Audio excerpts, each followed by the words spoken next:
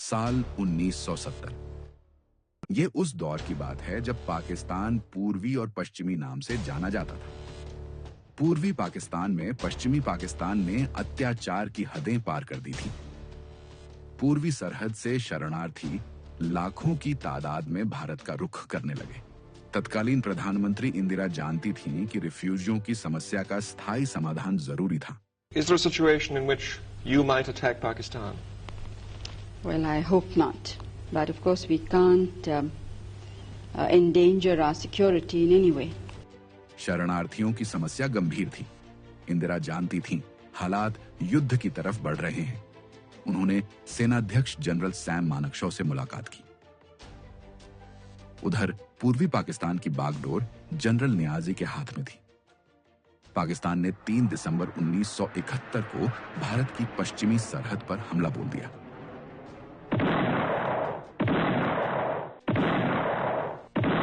पाकिस्तानी हवाई जहाजों ने हमारे अमृतसर, पठानकोट, श्रीनगर, अवंतीपुर, उत्तरलाई, जोधपुर, अंबाला और आगरे के हवाई अड्डों पर बमबाजी की।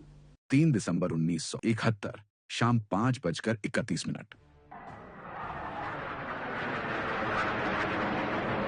भारत ने पूर्वी सीमा पर पाकिस्तान के 2 एयरफील्ड पर बमबारी कर दी। इसके जवाब में पाकिस्तान 100 से ज्यादा टैंक लेकर आ गया। उसने राजस्थान के कस्बे लोंगेवाला पर हमला बोल दिया।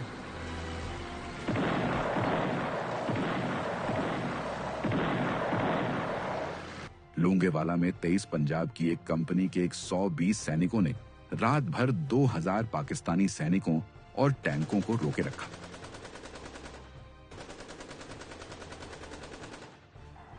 सुबह होते ही भारतीय वायुसेना के हंटर विमानों ने इन टैंकों पर ऐसी बमबारी की कि 90 टैंक अपनी जगह पर ही ध्वस्त हो गए।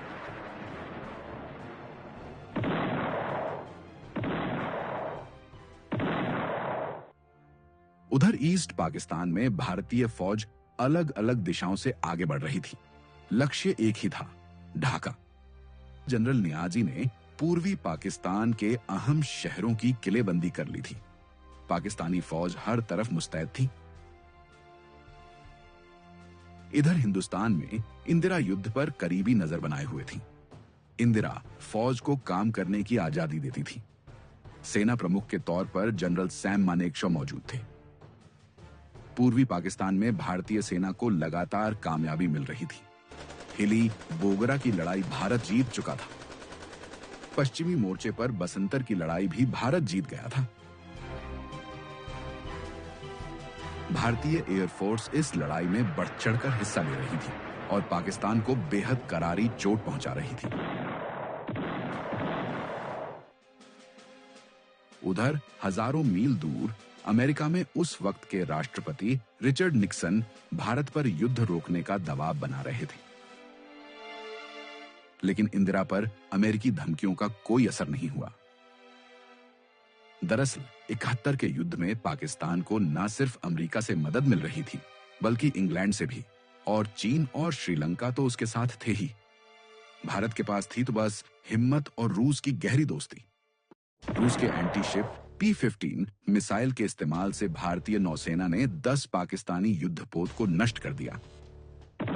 भारतीय डिस्ट्रॉयर INS राजपूत ने पाकिस्तानी सबमरीन को डुबो दिया। पाकिस्तानी नौसेना अब लड़ने की स्थिति में नहीं थी। 10 दिसंबर 1971 को ब्रिटिश एयरक्राफ्ट कैरियर ईगल भारतीय जल सीमा में दाखिल हो गया। रूस ने भारत के लिए अपने जंगी बेड़े भेज दिए।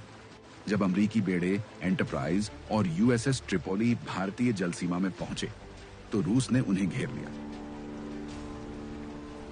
उधर पूर्वी पाकिस्तान में मैमनसिंह और जमालपुर भारत के कब्जे में आ चुके थे और अब निशाने पर था टंगैल।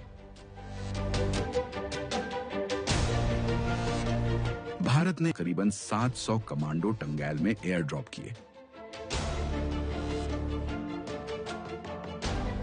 टंगैल में जांबाज कमांडो ने पुंगली पर कब्जा जमाने में बस 4 घंटे का वक्त लगाया।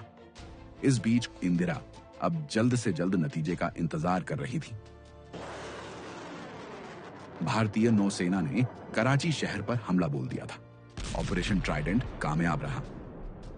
कराची बंदरगाह में ऐसी आग लगी कि वो मीलों दूर से भी नजर आ जाता था।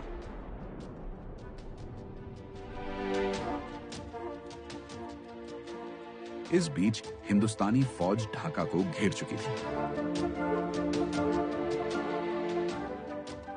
14 दिसंबर 1971 government house Dhaka.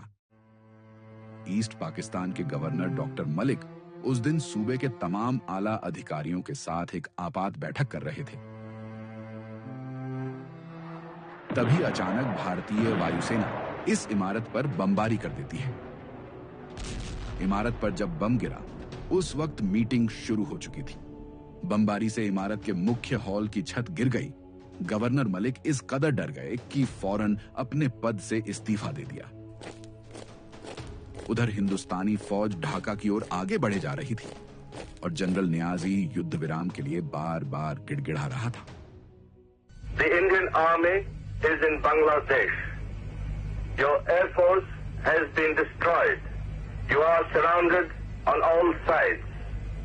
And if you don't surrender, you will be killed unmercifully.